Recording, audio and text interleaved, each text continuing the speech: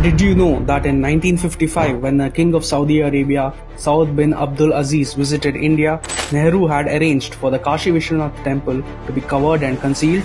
Shocked? Well, here are the details. Kashi is one of the holiest of sites for Hindus and also one of the oldest inhabited cities of the world. The Kashi Vishwanath temple in this very city had been destroyed by Aurangzeb in the year 1669. It was only in 1780, more than 100 years later, that the Vishwanath temple was rebuilt by Maharani Ahilyabai Holkar. Jawaharlal Nehru, independent India's first Prime Minister, had an Anglophile upbringing. Thanks to his Marxist outlook that distorted his worldview, he saw India's Hindu heritage with considerable bias.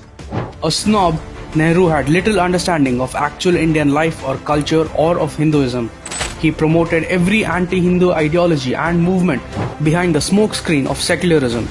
This anti-Hindu bias naturally seeped into his attitudes on Hindu temples.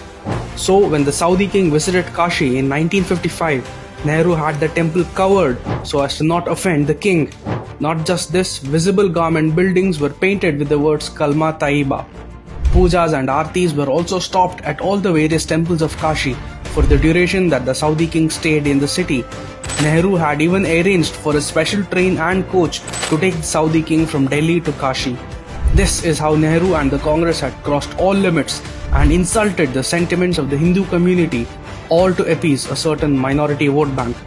Today, the descendants of the same Nehru would have you believe that by just visiting a few temples during elections, they can fool voters.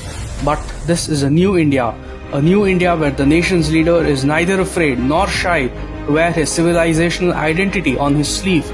In this new India under Prime Minister Modi, temples such as Somnath, Kashi Vishwanath, Kedarnath and the Ayodhya Ram Mandir are being revamped and rebuilt. The people in this new India are proud of their history and their heritage, and standing along with their leader, they will hold their head high. Jai Hind.